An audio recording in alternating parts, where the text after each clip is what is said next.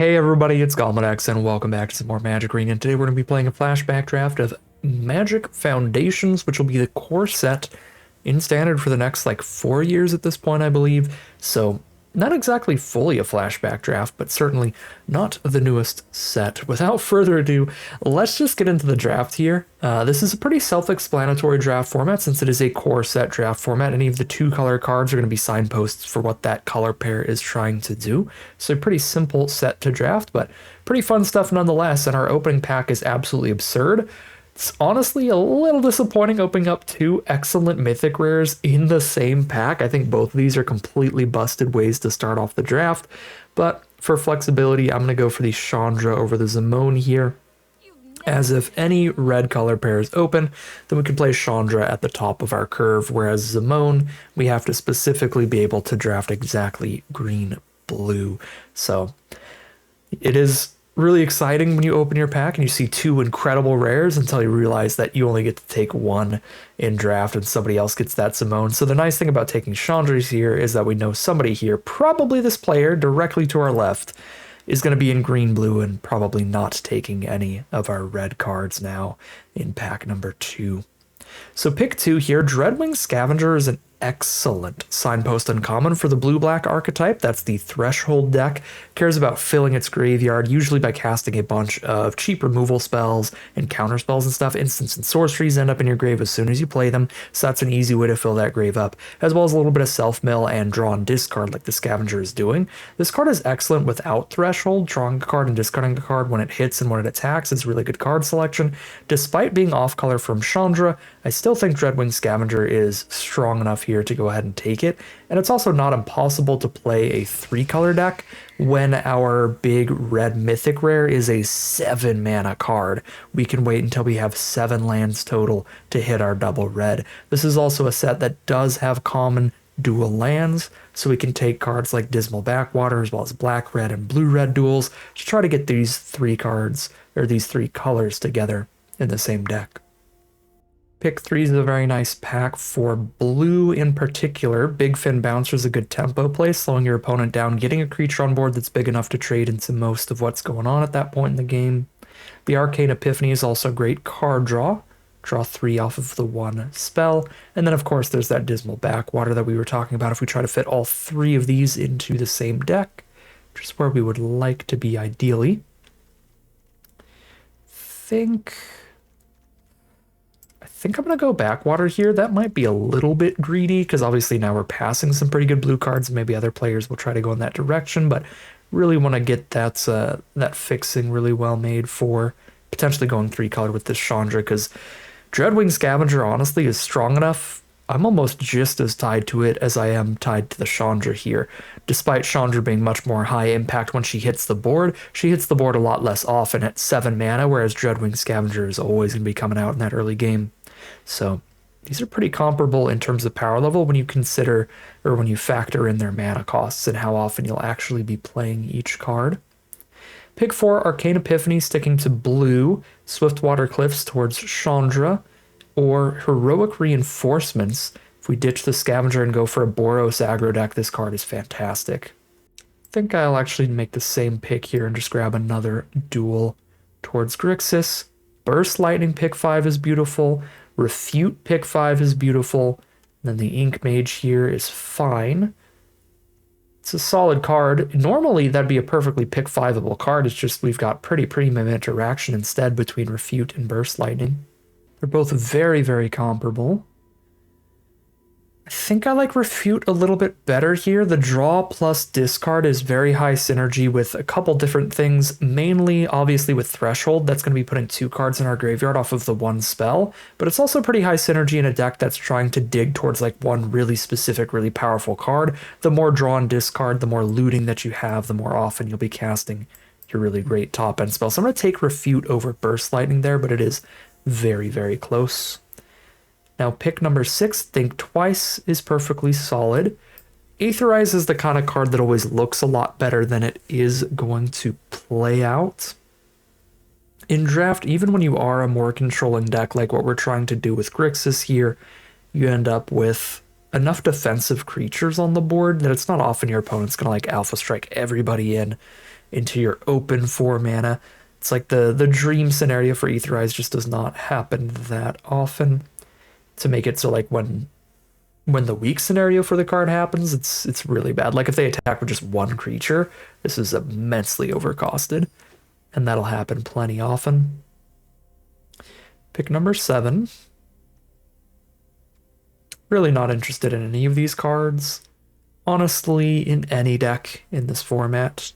There are some Fake Your Own Death synergies, but not really for like Grixis controlling stuff.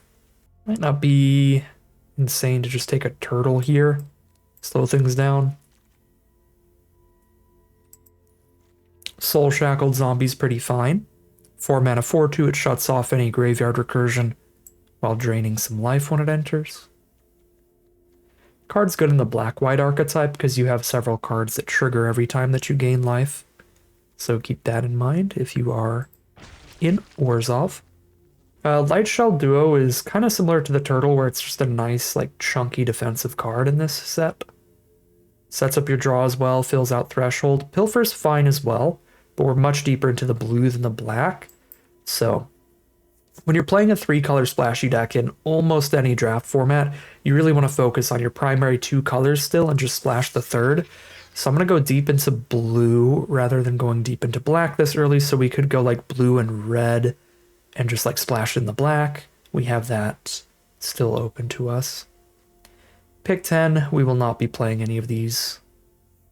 Hold down the Alt key if you ever want to see how many cards you own in your collection. It looks like we have 4 out of 4 on all of these, hence the check marks. So it doesn't really matter what we rare draft there. Pick 11, I suppose a Mocking Sprite or Crypt Feaster. Really don't feel like either of those are particularly good, but neither is the Firebrand Archer. Incinerating Blast is a bit expensive, but could be perfectly fine in here. I would say it's another draw and discard card, but it's actually the opposite. It's a discard and then draw, but still essentially the same if you have enough cards in hand. All right, pack 2, pick 1. Day of Judgment would be awesome for a control deck, but we can't really go 4-color here. The fixing isn't that good, even though there are common duels. I like Hero's Downfall a lot, but that would mean pushing towards black as a core color, which wouldn't be terrible. Our only red cards are a 5-drop and then a 7-drop. The 7 mana card does require double red, so that's a little difficult, but still, we don't need that second red source till 7 mana, so it's still splashable enough for a card that powerful. Burglar Rat's also quite good here. Not a huge fan of the Kraken, especially when we have like another just way better 7 mana finisher. Take the Hero's Downfall. And now we can take a Bacon to a Pie if we go deeper into black to where we'll have double black consistently. That'll be good. There's also a Burst Lightning here, which is real solid. And that's easily splashable because it only costs a single red. But I'm going to go for the Bacon to a Pie, blow whatever we need up, and also gain some life. This does feel like a pretty reasonable deck for either Tolarian Terror or Brineborn Cutthroat, playing a lot of instants and sorceries. I kind of want to go for the Cutthroat here. Something we can jam onto the board early, trade off if we need to, but if it sticks around, we have enough instants for it to become, a reasonable threat of its own. Take the Brineborn Cutthroat. And now for pick number 4, another copy of Think Twice. This plays very well with that Cutthroat because it is 2 separate instants that we can cast and trigger it. Also helps us dig for all of our really powerful stuff. Looks wonderful in this deck. Great with our draw and discard as well. Discarding the card with flashback, and there we go again. Another Think Twice. Pick 5 Scoos, though. And somebody on our left has a Zamone in their deck, and they didn't want the Scavenging Ooze. This must have been a really strong pack. Inspiration from Beyond, I should mention, is usually a pretty solid card for these blue-black or blue-red kind of strategies. The reason I haven't been taking it here is that it can't pick up a Chandra, and I will fall into a deep depression if I mill my Chandra. And I don't want that to happen. Pick number 6, Pilfer's perfectly fine. Some disruption. I mean, looking at the curve, I don't despise running a big 6-drop Kraken. Not the hugest fan of taking a second Incinerating Blast here. But the way the draft's been going, I wouldn't be surprised we get a pick 9 Kraken because there was one in our opening pack. And I don't think I'll want to play 2 of them. But I could play 2 Blasts. I'll take the Blast here. And we'll see if we get the pick 9 Kraken. I'm really not going to be that sad about it if I don't. But if I take that first Kraken and wheel the second one, then I will be disappointed to not have the second Blast there. Yeah, so we wheel the Kraken. Nobody wants the big 6-drop. I do have to say, I was questioning the choice earlier, but I'm very happy we took these dual lands pack 1, because this pack didn't show us any on-color duels.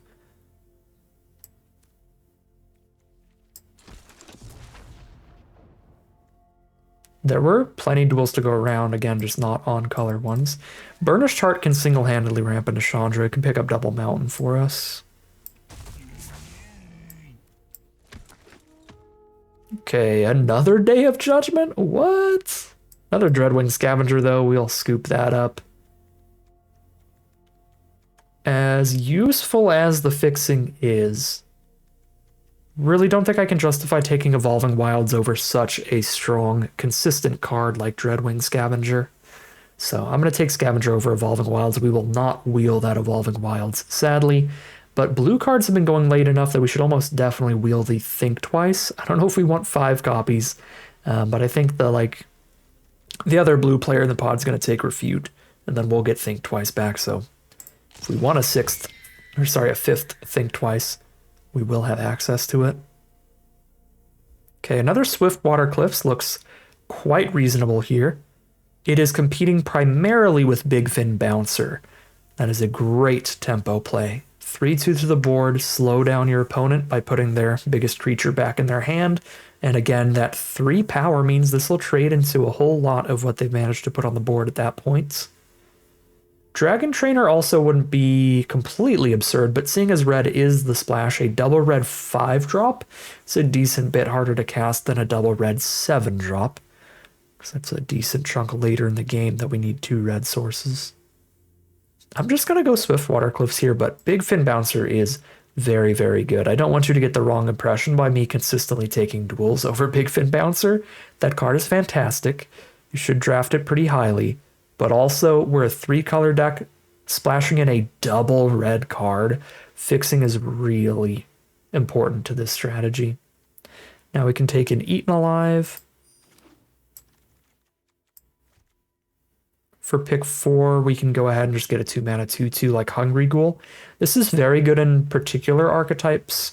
If you're deep into black and you get a bunch of the Burglar Rats, 1/1s that enter the battlefield and your opponent discards a card, any cards like that give you, a card worth of value just off their enter the battlefield effect are great cards to sacrifice to the Ghoul. So I like it a lot in, obviously, Rakdos. Rakdos Sacrifice is a strategy in the set. There's cards where you can steal your opponent's creatures and then sack it to the Ghoul. But also just black decks with a lot of tokens, which you can accomplish out of black alone. Because there's cards like Burglar Rat. There's also a 1-mana 1/1 that when it dies, you get a 1/1 flyer. That's another good card with the Hungry Ghoul. And then also black-white decks. White has a lot of little 1/1 tokens like cat tokens and stuff. You can sacrifice to the Ghoul if you're feeling villainous. You're feeling like sacrificing little kittens.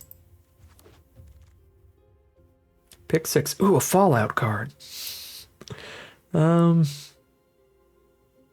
Tolarian Terror seems fine in this deck.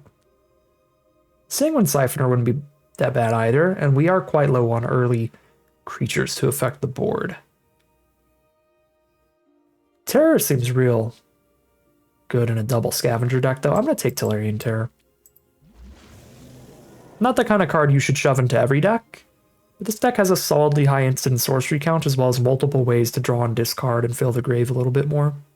Just all the soul-shackled zombie life trainers. I do not recommend Campus Guide for mana fixing. Unless you are really, really low on fixing. Because it is putting that land on top of your deck, so it sets up for what your next draw is going to be, but it doesn't like put you up a card or fix you inherently. We wheeled Refute, so somebody took like probably a good chunk of Refutes and not enough little card draw like Think Twice, so they needed the Think Twice there over the Refute, which is really good for us because we're in the exact opposite position where we have a massive stack of Think Twices and not enough Refutes. So that probably works well for both of the blue drafters at the table. I appreciate that. We're working in harmony here.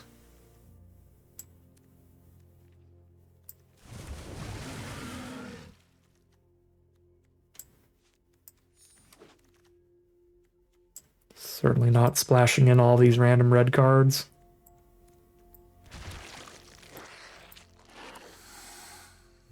Okay, we have 45 cards here. We don't really want to cut any lands, even if we cut some of the higher mana stuff, because we've got that 7 mana Chandra. Turtle looks like the most filler.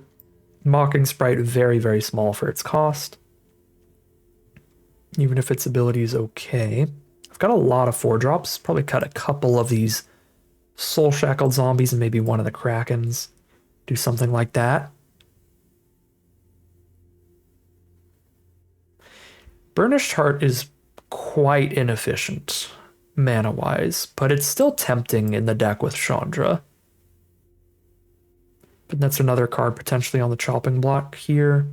And then our worst instants and sorceries would just be the double Incinerating Blast, I suppose. But I think I want to keep that count really high and run all of those. So some combination of 5 of these cards that we've set aside will get cut out of here. Let's do the Sprite and the Turtle immediately. I just don't think those are that good. 3 cuts to go.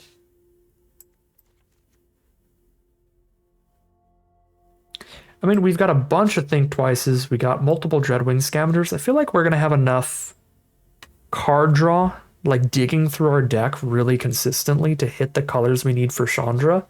And potentially, again, with this much card draw, this much draw card, this much draw and discard, we probably don't miss our land drops that often if we just, discard a spell to draw a land off our draw and discard stuff. So I could see us being able to hit that double red turn 7 perfectly consistently without Burnished Heart, costing us like 6 mana total over the course of 2 turns. I think I'm going to rely on all of this card draw to sort of be our fixing rather than Burnished Hearts. And then we'll play 1 Kraken, 2 zombies. Oops. Got too many.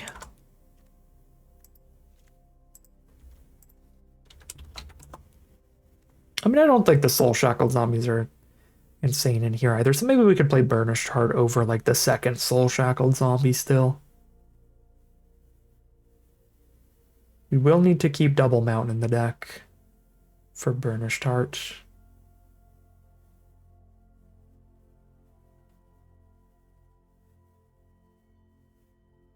I guess we don't need to, but if we run the Burnished Heart, and we have it to where the Burnished Heart can't just hit double red if we have Chandra in hand, that's kind of sad. It's like we could get halfway there and then wait to draw Swiftwater Cliffs. I don't feel like that's where we'd want to be. You know what, I'll cut a Soul Shackled Zombie for a Burnished Heart. Again, I could definitely see this being wrong. Burnished Heart is one of those cards that looks a lot better than it is. Quite mana inefficient. Again, 6 mana total to get the ability out of it. You have to be in a position where you're not under too much pressure, actually really not under pressure, to be able to spend your whole turn playing a 3 mana 2/2. Don't block with it at all the turn that you play it because you need it around the next turn. Then you spend your entire next turn going block sack. So it's a really, really slow card. Not good if you're on the back foot, and there's plenty of good aggressive strategies in this set. But if we're against another slower deck, it gets that Chandra out real quick. So I don't know. Soul Shackled Zombies, certainly better against aggro, but the Burnished Heart could still be fun in slow matchups, and we'll play around with it here. We don't need to completely min-max our deck or anything. It should be fun towards the Chandra. All right, very nice little Grixis control deck here. I mean, either card that we took out of our pack 1 was going to shape how this draft wins. Chandra and Zimone both being such immensely powerful mythic rares. that they are the kind of cards that you're going to hold on to like absolute glue. You're going to stick to them no matter what, to where if our opening pack had no good cards in it at all, we would have probably pivoted onto that Dreadwing Scavenger, found blue-black as a nice open controlling strategy, right? Double Scavenger, Bake into a Pie, Eaten Alive, quadruple Think Twice, double Refute. Blue-black was kind of the color pair to be in this draft pod, so it's pretty nice that we found the dual lands to then like attach that to being a Chandra deck, because blue-black is the kind of deck that does so much card draw, so much digging, that we'll be able to cast our Chandra a lot more often in this color trio than if we were just like some red-green beatdown deck or something, because we wouldn't be playing nearly as much card draw to see the Chandra nearly as often. So I think this draft worked out very, very well. I'm pretty happy with it here. And pretty excited to see how the deck is going to do. So without further ado, let's hop into the gameplay, see how far this one can take us. All right, here we are on the draw for game one with perfect mana. It's a really nice start. We got a turn 3 Scavenger as well to get us rolling. We go Pilfer into the Scavenger. Then the Duo. Very defensive stuff early as well. Just Bake into a Pie as the draw. Let's see what they've got there in Golgari. They've got 2 Wardens of the Cycle and a Giant Growth. Guess we're getting rid of one of those 2 Wardens. If they don't hit a second green source, they actually don't have a turn 4 play. They also don't have a turn 3 play in their hand, but they top decked one. Hungry Ghoul it will be. There's Hero's Downfall there. Much as I like dropping the Scavenger onto this board, we are not going to want to block with it right now. I mean, especially when they have Giant Growth in hand. I would really like to start casting these removal spells. So I think I'm going to Evolving Wilds into the Swamp and cast a Think Twice instead for now. Make sure that I have access to the removal spells. Particularly because like just running out the Light Shell Duo and trying to block with it next turn is just going to get it Giant Growthed, which could be painful. Alright, let's see if they top decked the Forest here. No, the Swamp, so they are stuck on mana. That is going to be a little awkward for them. That Wardens of the Cycle just hanging out in their hand.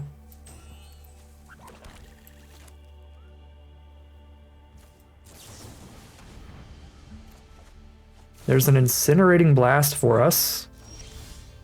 Yeah, we're in a great position with the Think Twice putting us ahead a card to just start casting 1/1 removal until we kill all of their threats. Rather than trying to block into the Giant Growth right now. I'm not going to cast removal till their end step, because they have that Wardens in hand. If I cast a removal spell now, and then they play the Forest and play the Wardens, they're going to draw a card off of me doing that. So they did top deck the Forest, so we kill the Wardens instead, so they don't draw any cards. Now they could sack the Wardens to the Hungry Ghoul to stop me from getting the food token if I cast Bake into a Pie, but I still think it's better to cast Bake into a Pie for mana efficiency, because then if I get to 6 mana, I could play Scavenger and Hero's Downfall for the double spell turn. And I am on my way pretty quickly to 6 mana, so yeah, I'm going to go for the Bake here. They can sack in response, buff the Ghoul.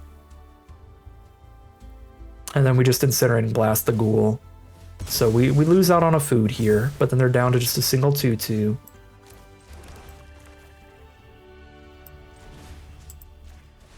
And we're 1 mana from going Scavenger plus Downfall. Holding up a Refute in the meantime. And Scavenger is going to be the 3/3 Death Touch to force them to try to cast that Giant Growth on blocks as well. Which we could Refute instead of Hero's Downfall if we want. But honestly, worst case scenario being just block and 2-for-1 them, kill the Gnarlid Colony and the Giant Growth. That's not a case scenario I particularly hate. I wouldn't mind trading Scavenger into 2 spells here. Yeah, so they're just not even going to attack, because on board it's already terrible for them, even if they do cast Giant Growth. Tolarian Terror for 3, even after exiling a card from grave, is perfect, because now I get to hold up my refutes. And I can attack with the Scavenger here, and it's going to be a 3-3 again, because it's going to discard a card and fill that grave to threshold. For the 7th mana, I really want it to be another red, because our only 7 mana card in this deck is Chandra. And basically everything in our hand is a multiple of 3. So 6 mana is enough to cast 2 spells in 1 turn. The 7th mana doesn't really change what we're doing at all. I mean, it gives us a land for a Kraken landfall, but I'm not going to be casting Kraken with refutes to hold up. Could cast a Burnished Heart, and that'll get the red.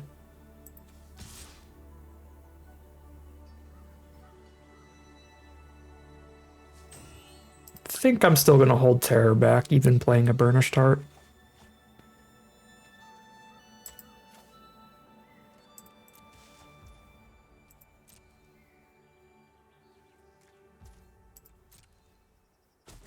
This is part of that power of the Dreadwing Scavenger. I mean, we just get that out, we keep crafting our hand, and it just feels like just can't possibly lose, especially in a deck with 4 Think Twices, to make sure that we stay ahead in terms of the quantity of cards in hand. Because that gives us plenty of cards to swap around in the grave, or in our hand. Our opponent is not having a good time.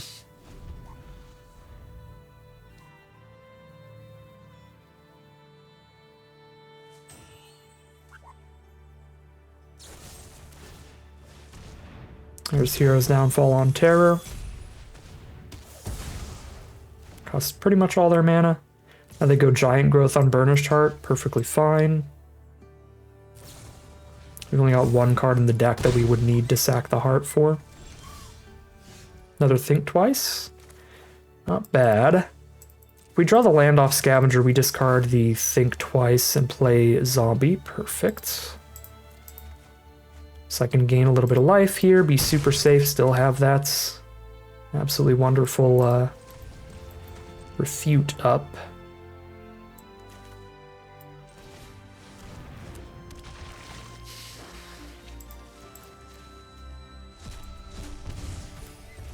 And obviously if we don't refute, we're casting a Think Twice. Think Twice and refute just going hand in hand together.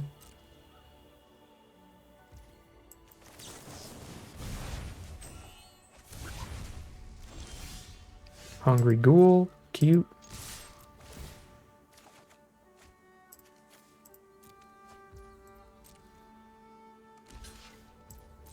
Fully on the offensive now.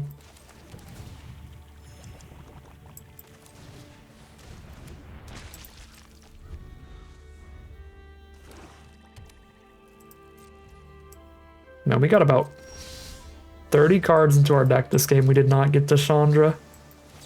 Sad.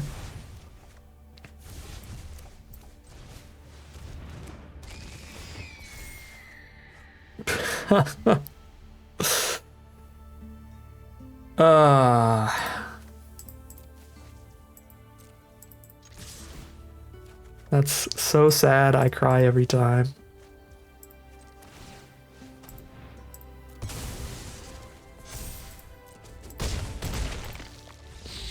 As soon as I mentioned Chandra, there she was. She was what?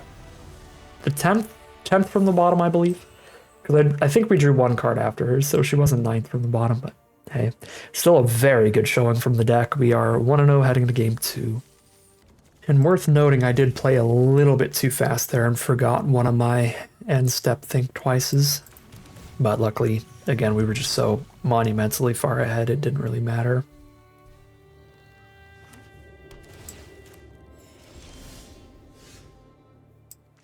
Okay, this hand needs double blue. So we'll play the island first, so even if I mess things up and forget, I won't miss out on having double blue on board. Okay, now we got double blue and double black. We still just want to run out Scavenger here rather than holding up a counterspell on 3. Find Hungry Ghoul. I hate that, but it doesn't feel great right now. I guess turn 5 it'll be pretty good. I think if Scavenger lives, between Scavenger and Refute and Think Twice, we have enough card draw to ditch a land here for now. Oh boy. Well, I guess Hungry Ghoul's gone then.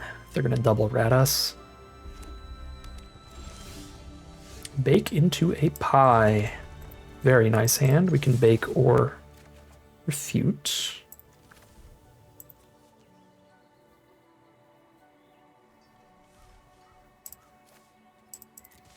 I think I'm keeping Tolarian Terror over the Soul Shackled Zombie, because I'm not going to cast either of them for a while when I could be holding up these instants. So I think by the time I'm actually going to cast a creature, Tolarian Terror will be more efficient.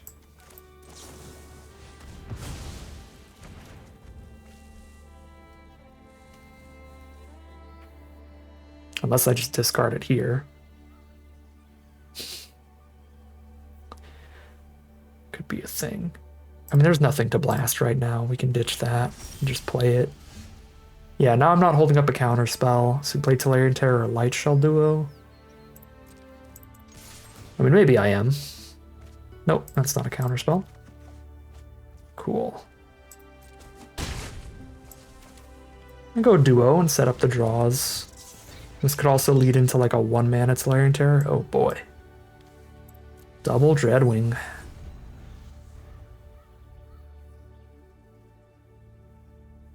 Might be able to cast Dreadwing Scavenger, draw, discard an instant or sorcery, and play a 1-mana Terror alongside it.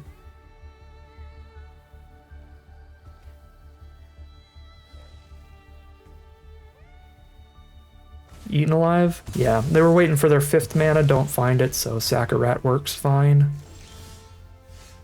Because it already got good value just off of ETB.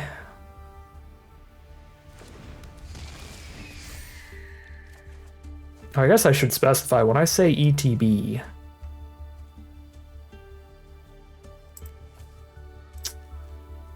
I think these are valuable enough to just play it slow at that point. When I say ETB, I mean enters the battlefield. It's funny, because now that, like, Magic vernacular and terminology changes all the time. So, like, enter the battlefield is now like an antiquated or out-of-dated terminology. Now it's just when it enters, period. I remember when it was comes into play, I started playing when it was comes into play, and like a month after I started playing, they changed it to enters the battlefield. Okay. Cast a Terror and a Think Twice. It's cute. I am not holding up any instants here, so I may as well get my 1 extra damage out of this with Prowess. Unless I think that it's like really valuable to pretend to have an instant. It would have to be quite valuable to be worth giving up on a point of damage there. Arbiter of Woe is incredible. Super, super good card. I am going to bake it into a pie here, but it's still going to put them pretty far ahead off of the ETB.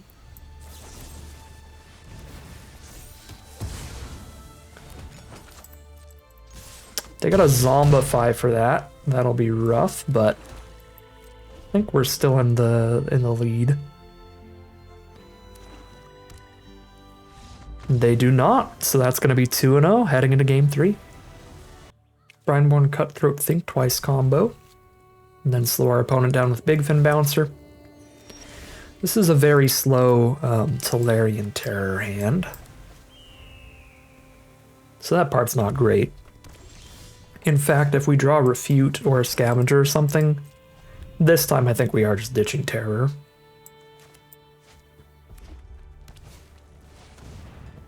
Infernal Vessel. Very good for the Rakdos Sacrifice deck, any of the Sacrifice synergies, because when it dies it comes back even bigger. Speak of the Refute and it shall appear. Which is really good here because we have the Think Twice Refute combo. They play something good, we counter it. They don't, we think twice. Yeah, they're so good together for a multitude of reasons. Like, there's that play pattern, and then there's also the fact that Think Twice is just a good card to discard to the refute. They can kill our Cutthroat while we're tapped out of a counter here if they want. I don't mind too much. But they will not. Now I can hold up the refute or bounce this Vessel. I think this is likely worth the tempo of Bounce the Vessel here. Because that's 3 mana. I mean, they untap, play a 5th land, still have to spend 3 of their 5 to get the Vessel back on board. Yeah, I'm just going to bounce her here.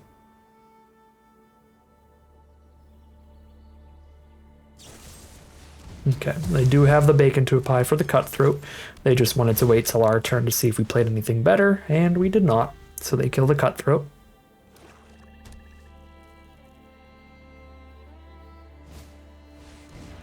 Vessel's back.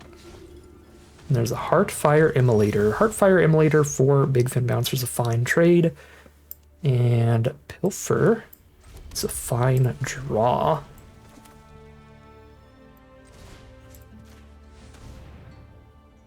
Get rid of this Meteor Golem for sure. That's a 2-for-1. They can try to zombify it back, and then we just counter the zombify. I mean, I could just get rid of the zombify and make sure that I have the refute up whenever they get to the 7 mana for the Meteor Golem.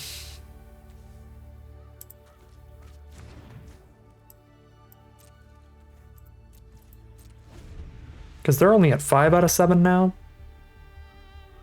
So Meteor Golem is not going to be an issue for a while. There's Thrill of Disapolity? What is going on with my brain? Thrill of Possibility. Discard the Heartfire Immolator. Try to draw 2. Turn that into just straight up discard a card. Feels worth it.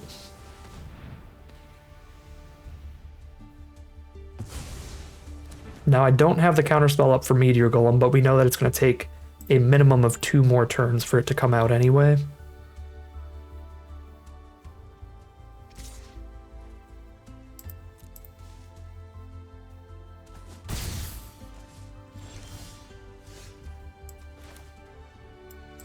I got a Grappling Kraken to run out to just take control of this board.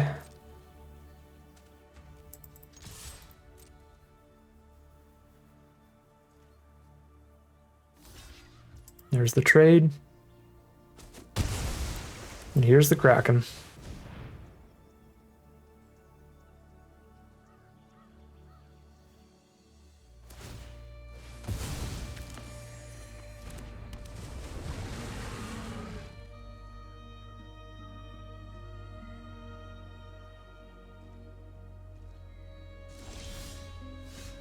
There it is. Stun Vessel. They did not draw the land here. If they drew a land, they would have run it out to get towards the 7 for Golem.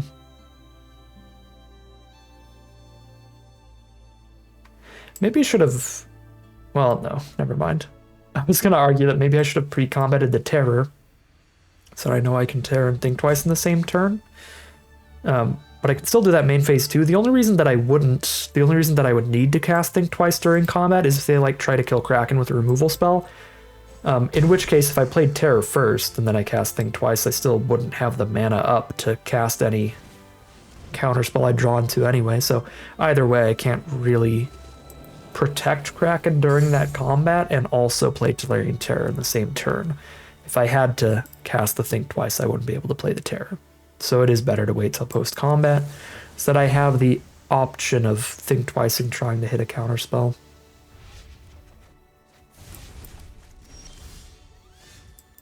Keep that board stunned.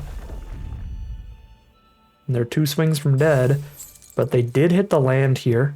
So if they hit just a land, that is an out. Blow up the Kraken. They can't blow up the Tolarian Terror because of Ward, but that's fine because they would not want to blow it up anyway over the Kraken that actually has an ability. They hit a Krenko Mob Boss, which is not a land, which means no Meteor Golem for our opponent. We blow up their only blocker, attack for 10, and that is 3-0.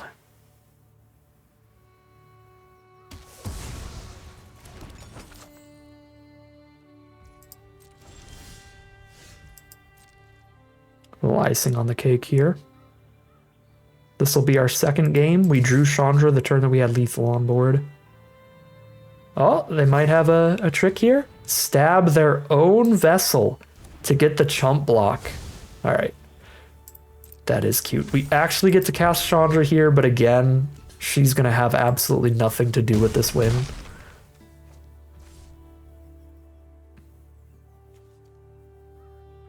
I guess I should have just played her and made a copy in case they had something weird like that. Yeah, well. Don't start the fight without me. Land, land, land. Okay. Play tap land, I guess. Pass. Yeah, I forgot about the middle ability. When I was drafting around this Chandra, I was thinking about the -4. That is the strongest, most immediate impact you can get out of her.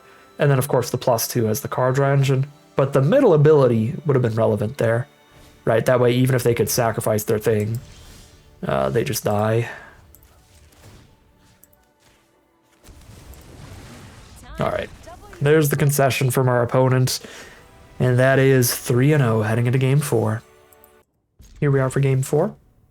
No red source yet, but plenty of card draw. We can think twice for 2 draws and a refute for another draw and discard, as well as a surveil trigger on Light Shell Duo, digging even farther. Playing against the black deck.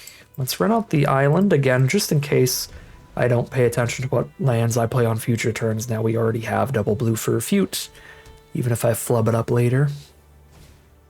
Pilfer is going to start them off here. That's going to hit refute almost definitely, I imagine. I guess they could hit think twice if I don't cast it, just so that I don't do anything with my mana this turn, but I can't imagine that's the right play. It's got to be just refute, right? It's definitely not Incinerating Blast. Unless their hand is like really light on threats. Like if they have only 2 good creatures in their hand and they see 2 good removal spells from me, then they're like, well, if opponent ever hits red, we just don't get anything done. But I'm pretty confident it's refute. Because refute plays similarly, right? If they only have 2 really good threats, then just refute one of them. They hit the Light Shell Duo. They want to just keep us off of creatures here.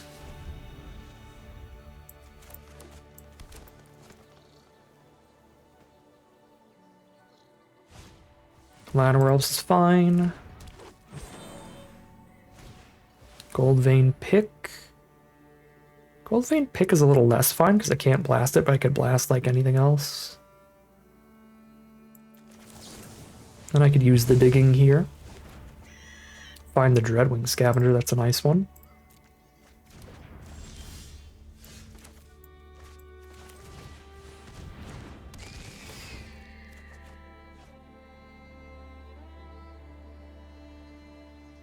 I kind of feel like discarding Swiftwater Cliffs so that I can have 5 untapped mana next turn for Incinerating Blasts. But that is ditching my second red source. And I've got enough more in the deck that we can hope to find more before we hit Chandra. There are certainly more red sources left in our deck than there are Chandras.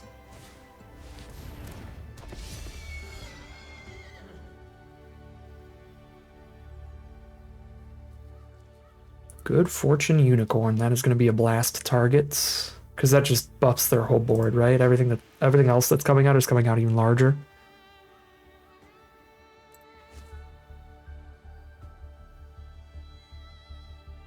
If they have removal for Scavenger, definitely a worthwhile target. It's eaten alive, so they actually have to fully sack the Llanowar Elves to do that. And there's our next red source off this Evolving Wilds. It's beautiful. I'm not going to discard a card here.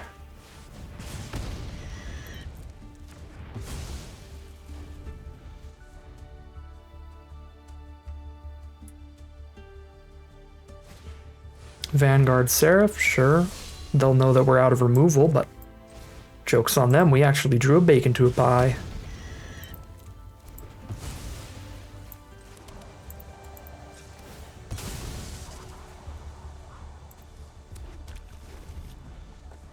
I hate how Arena shows you the top of your deck. every time you shuffle. It's like, oh, you had a Dreadwing Scavenger on top. Should I bake a Burnished Heart? They're stuck on 4 mana that get them to some big stuff. I have to sack it to do it though, and then I just kill the big thing, I think.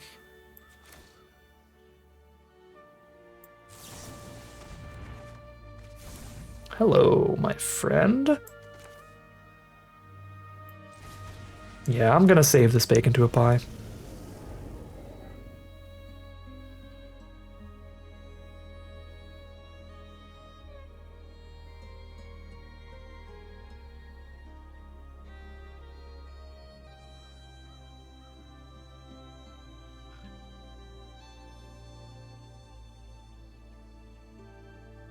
Three cards in hand, 4 lands on board, and a Burnished Heart.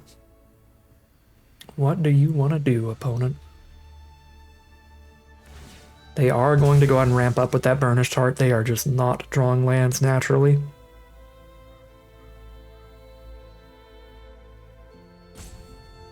There are 3 colors already. There's a chance they're playing a very multicolor deck. Finding some off-color basics here. Whoa, what just happened? They cracked Burnished Heart, picked 1 forest? Burnished Heart can pick up 2 lands, so I have to imagine that was a misclick, but I suppose there's also a chance, a very slim chance, but a chance nonetheless, that they're running like a million non-basics. I'm pretty sure they misclicked and just got 1 land off Burnished Heart there. Tap out for Luminous Rebuke on our Tolarian Terror. Make sure they can pay for the ward. This looks like a pretty winning position for us. Obviously nothing is happening on our board, but we have 3 Think Twices in the grave, and now we just drew that threat we need on the board. The Dreadwing Scavenger's perfect. Here's the Pilfer to see what's going on in their hand. It is make your move to kill high power creatures, Stroke of Midnight to blow up anything and get a 1/1, or Vanguard Seraph for another 3/3 flyer. I think we get rid of Stroke of Midnight, and then they have nothing that can kill the Dreadwing Scavenger. We simply kill the Vanguard Seraph and keep setting up our draws with Scavenger to win this game.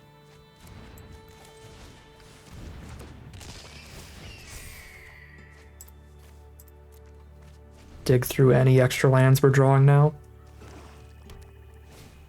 There's Vanguard Seraph. Bake that into a pie to get in.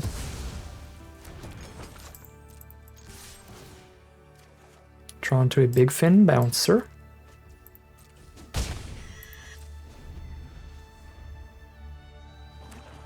Land off the top for our opponent. Make your move can blow up our food token, I guess.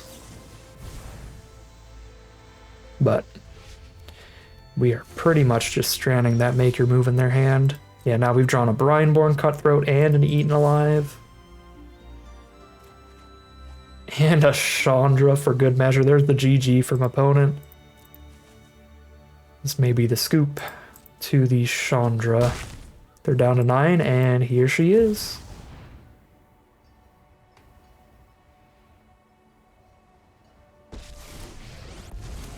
I don't really just want to mill 3 here, so I'm just going to draw 1, discard 1. I love making new friends.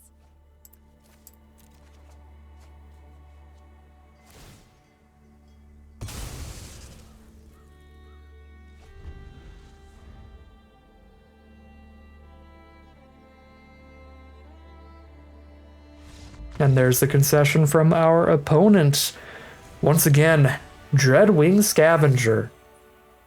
MVP, real good stuff there. And that is 4-0 now. A winning record no matter what as we head into game number 5.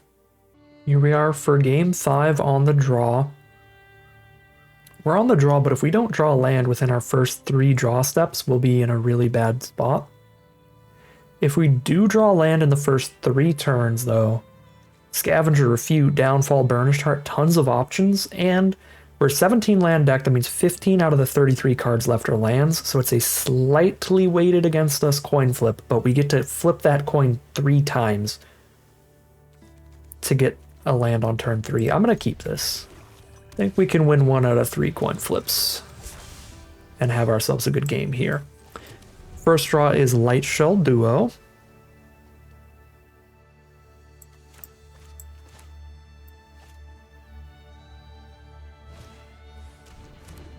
Ooh. 2 1/1s by turn 2. Second draw is Dreadwing Scavenger. All right. That's 2 coin flips and 2 failures.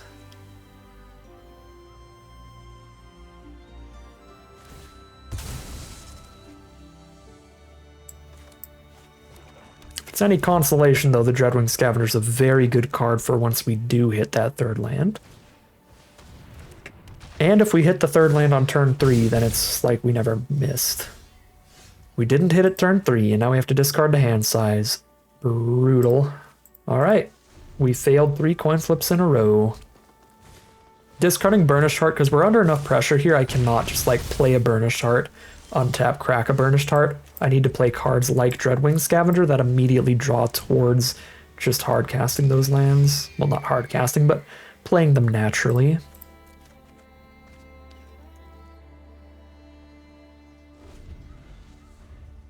We're under a lot of pressure from the Golgari deck. They have 2 1/1s, a 2/2, and a 3/3. The 3/3 getting +++ every time they play a creature. The 2/2s can sack their Infestation Sages to get bigger, which means I can't even try to trade into the 2/2 or they make it bigger and make it live. I think we're just dead here. We're on the draw against aggro and missed a very pivotal land drop. Yeah, we sure are. We are going to be at 5 life here, 2 blockers up. Go block, block, and take well over 5. All right.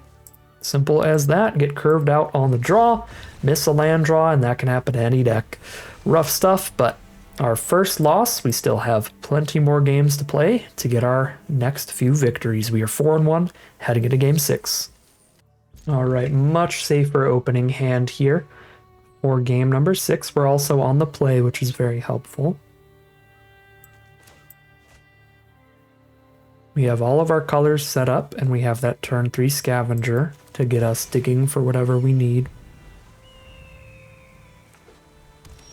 Opponent's playing a white deck. We've drawn into Eaten Alive, a little bit more removal to have at the ready. We've got Helpful Hunter. This is a great card. 2 mana, 1/1, draw a card, and it's an adorable kitty at the same time. Here's Dreadwing Scavenger. Dig into the 6-drop Kraken. We've only got 2 instant sorceries in the hand right now. I feel like this is a hand where Kraken could be better than Tolarian Terror. Yeah, we have two instants or sorceries in this hand, both of which are like 5 mana spells. So I don't see this Tolarian Terror getting too much cheaper anytime sooner. Okay. This will be a Brineborn Cutthroat turn. Just let the Dazzling Angel hit us.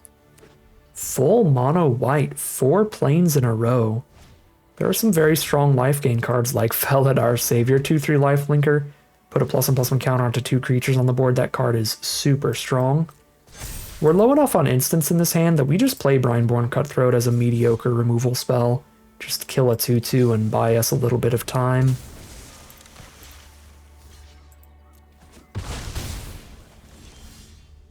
So think twice for us. That would have made the Cutthroat better, but you know how it is. I'm kind of fine with them keeping the lifelinker on the ground. I want to kill this chunky flyer here. Discard a Think Twice to draw a card, try to get to the Kraken mana. The Kraken, of course, being able to hold off that Felidar Savior really well. We are missing lands here, but doing quite a bit of digging towards that. There's Banishing Light on Scavenger, very nice. Go down to 16, and there is our land. Unfortunately, it's an Evolving Wilds, so it's a tap land, so no Kraken this turn. Do we want to Eat Alive a Savior? Or just hold up bacon to a pie?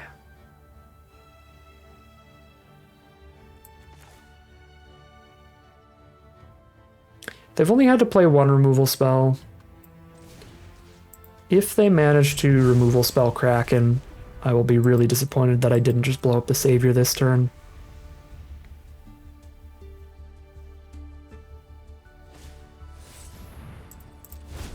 Sunblessed Healer picks up Cat, right? Yeah, very good value.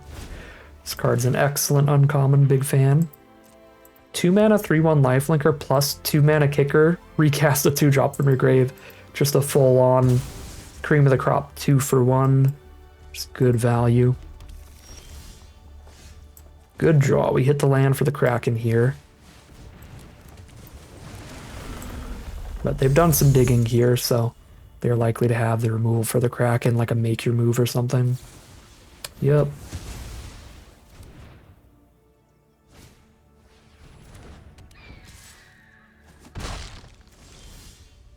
So now we're in the position about halfway through the deck here.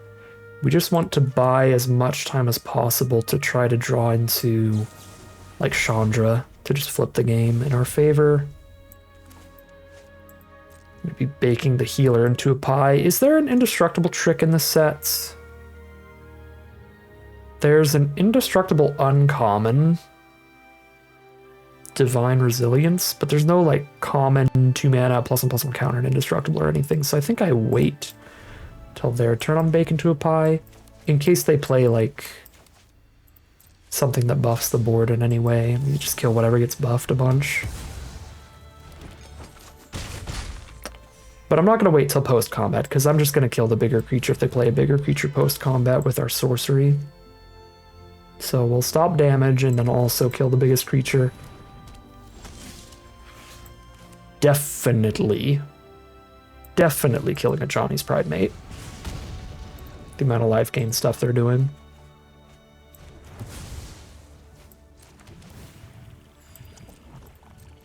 I guess there's an argument to hold that land with Refute, letting us discard that land later.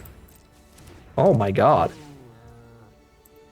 Yeah, monocolor does not come together too often, even in Foundations, but white was insanely open. We've seen triple Hunter. Arguably white's best common. Quadruple Helpful Hunter. Alright, yeah, they were probably the only white drafter in their pod. That is insane. Full play set of Healer's Lock too, likely.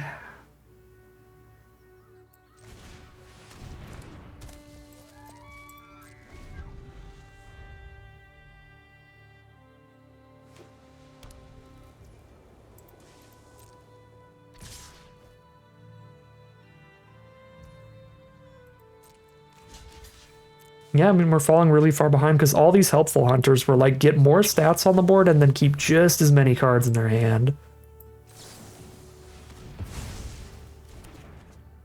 No, dude, Refute, why did you have to have Dreadwing on top?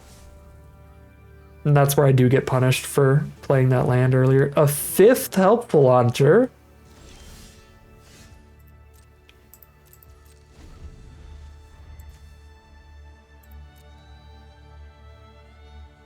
Okay, well, I mean, sometimes your opponent has it all. That is just pure spice over there. Also just not hitting lands. They've cast a massive amount of card draw. Still just 7 lands max.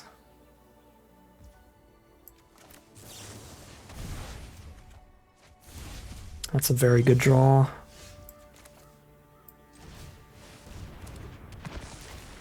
Buy me a tiny bit of time here and counteract any additional Sunblessed Healer shenanigans.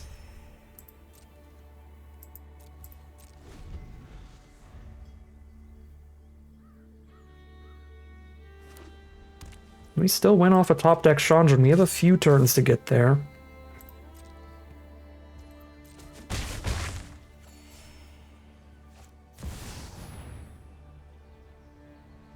Yikes. Okay, well now we just lose period. And it's a land anyway.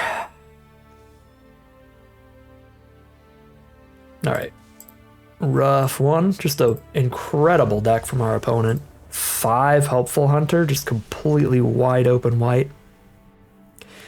The Mythic Eldrazi to go with it all. And sadly, we could not hit our Chandra. She was somewhere hiding in the bottom 12. If we hit her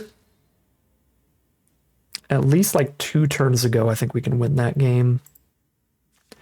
But if we hit her like this turn, like now that they have the Sire out, we still just lose to the Sire. Like I can play her and she does 8 damage divided as we want against any creatures, planeswalkers. So we could kill all of the 1/1s, but they keep the Sire. I can't target the Sire because it has Ward of Pays 7 life. So yeah, Chandra can't do anything about the Sire, and then we just die to the Sire. Yeah, we would have needed to hit Chandra earlier for sure, but she would have been the out there. So I certainly didn't play it perfectly. I think I played that land because instinctually I was like, I mean, the life gain is going to be helpful, but I should have still kept it in hand in case we hit like a refute, and then we did hit a refute. And then I did not have the extra card to discard because I needed to get this on the board to do some blocks. And because I didn't have the extra card to discard, we ended up with a Scavenger in grave instead of a Scavenger on board. So that play did cost us pretty greatly. That said, still would be a loss to the Sire if the Scavenger didn't find us the Chandra. So we missed 1 more draw plus discard. So if the next card was a Chandra, then at that point we have Scavenger, Zombie, and Heart, and a Chandra on board. I think we still lose with that board states, because Sire has first strike through the Death Touch of the Scavenger anyway.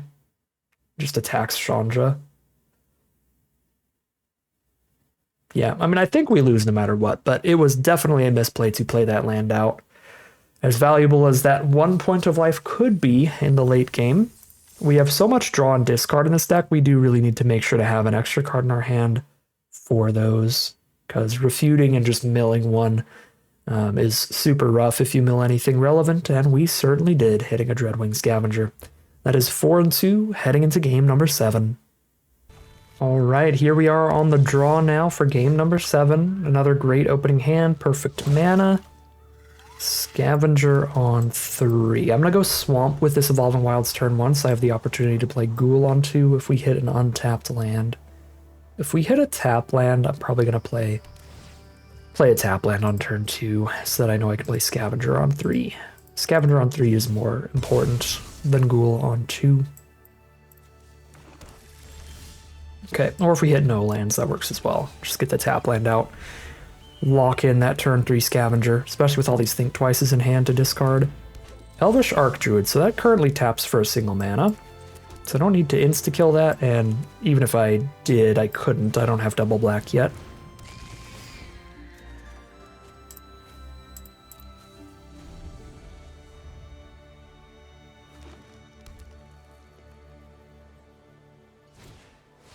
Gnarled Colony, just a 4/4 trample. We missed the land, but Dreadwing Scavenger gets to draw again. Missed the land again.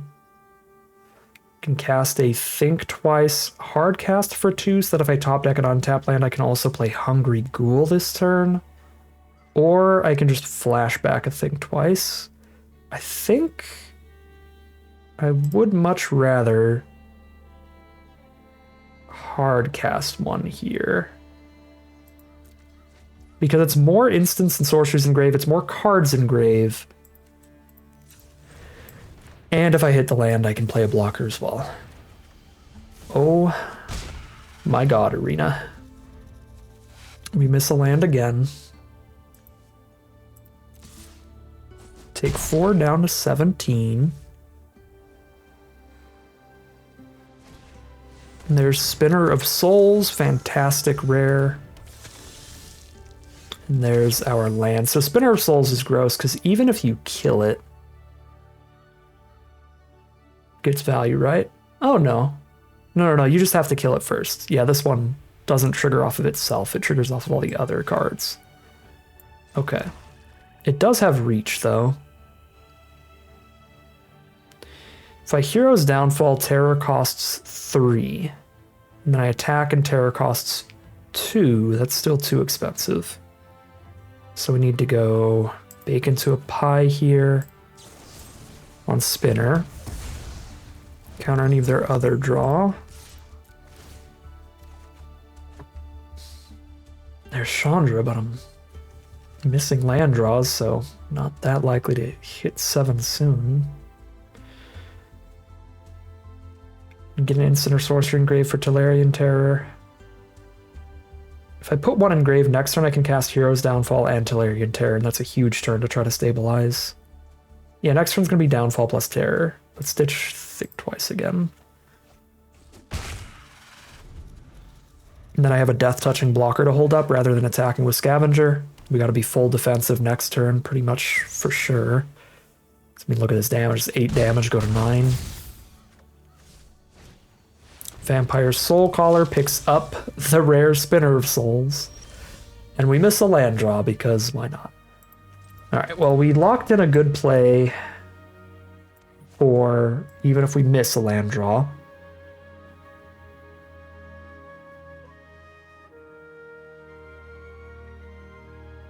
Probably blow up the Gourmand on this board and play Tolarian Terror. Can't do the unblockable swings.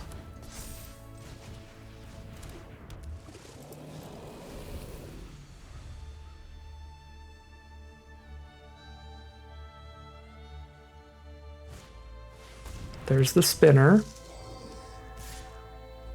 Send in the Soul Caller. Have to take the trade and trigger it. Maybe he's supposed to kill Soul Caller over Gourmand, but Gourmand Spinner is gross. There's Reclamation Sage for our food token. We're just incapable of hitting those lands.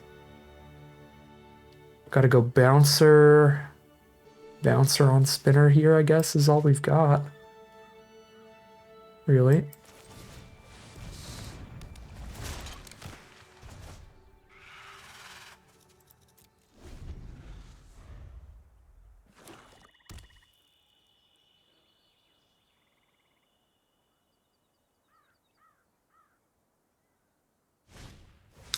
The Spinner of Souls is so gross because it just makes the Soul Caller trade so bad.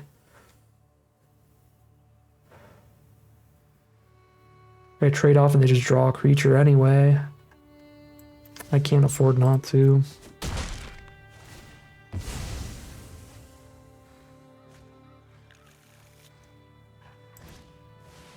There's Crypt Feaster. And it's another spell. What are you gonna do, honestly? Could hit a land for Ghoul off the top.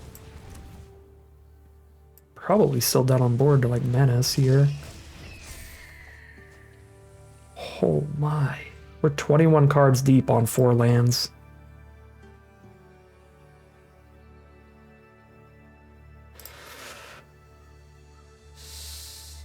We're just never holding up Refute at this rate. 5th land would be Hardcast Blast. No, Pilfer's probably worse. Because they have basically infinite mana, yeah. Ditch Pilfer. But again, I think I'm just like dead on board already. If they attack the all here. Because that has Menace. It'd be block, block, block, take 5. Okay, I'd go to 1. This means some kind of trick, probably. Just kill me with Giant Growth.